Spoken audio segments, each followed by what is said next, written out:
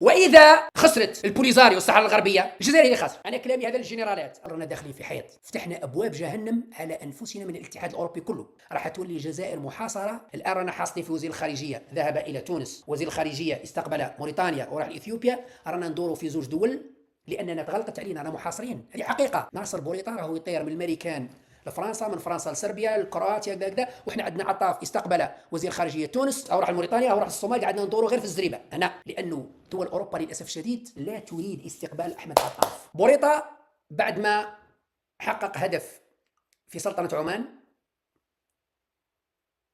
وبعد دول كثيره اللي راهم ينضموا لاعتراف بمخطط المغرب في قضيه الصحراء، الان كرواتيا، وحسب معلومات انه حتى سلوفينيا.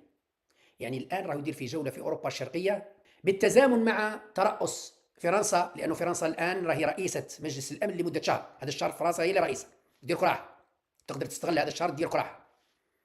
فرنسا راه فيه نقاش على قضيه الصحراء الغربيه، قد تجمع 9 اصوات من بين 15 صوت في مجلس الامن وتحقق الهدف. نعم، لانه القرارات في الامم المتحده تكون ب9 اصوات من 15 هم اعضاء مجلس الامن الدائمين، كاين 5، والغير دائمين كاين 10 اللي يتداولوا.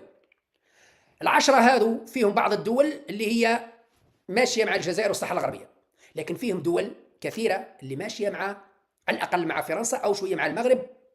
كاين كثير من الدول الاعضاء في مجلس الامن الدائمين 5 معروفين: امريكا، بريطانيا، فرنسا، روسيا والصين، هذو دائمين.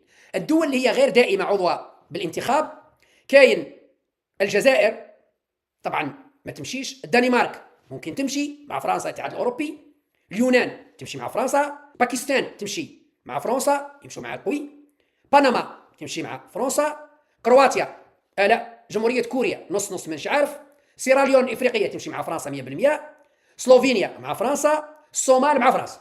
قد هذو 6 7، زد لها الامريكان 9، زد لها بريطانيا 10. تبقى لنا روسيا والصين يمتنعوا عن التصويت. روسيا ما يديروش حق الفيتو، يمتنعوا عن التصويت، قال دزوا معاهم، احنا احتجناكم في وقت الاخر حرب مع اوكرانيا ما وقفتوش معنا، الله يسعدكم هي براسكم. الصين قال يا خويا خرجتوا الشركات الصينيه وسمحتوا فينا لصالح اردوغان، روحوا اردوغان ينفعكم. الان الشركات الصينيه تم ابعادها، شكون اللي حل محلهم؟ الاتراك. الصين اللي مستفيدين منها ومحتاجين على الاقل حق الفيتو، الصوت تاعو في الامم المتحده في مجلس الامن، خسرناهم. واش استفدنا من قسام هذا يا اردوغان ورب تركيا؟ واش استفدنا من ربهم هذو؟ الصين كنا مستفادين منها، دوله تكنولوجيه نستفادوا منها، الصناعه الصينيه نستفادوا من حق الفيتو.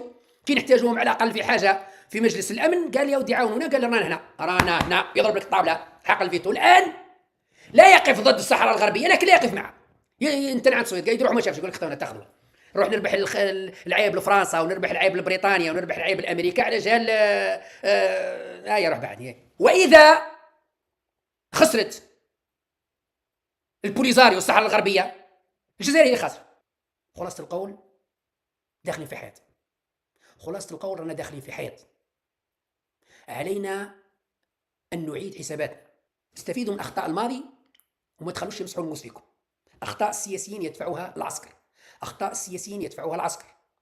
الان رانا حاصلين في وزير الخارجيه ذهب الى تونس، وزير الخارجيه استقبل موريتانيا وراح لاثيوبيا. رانا ندوروا في زوج دول لاننا تغلقت علينا، رانا محاصرين، هذه حقيقه.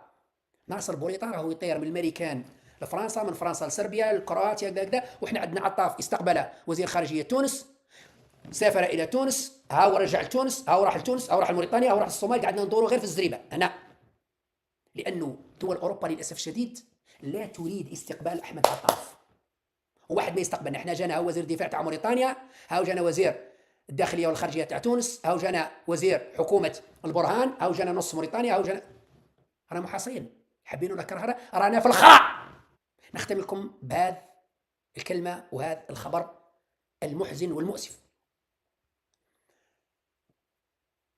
اليمين المتطرف والمستفيدين من الازمه ما بين الجزائر وفرنسا دفعوا بنات بوعلام صنصال انهم يكتبوا رساله ويوجهوها الى الرئيس ماكرون يطلبوا منه إنقاذ والدهم.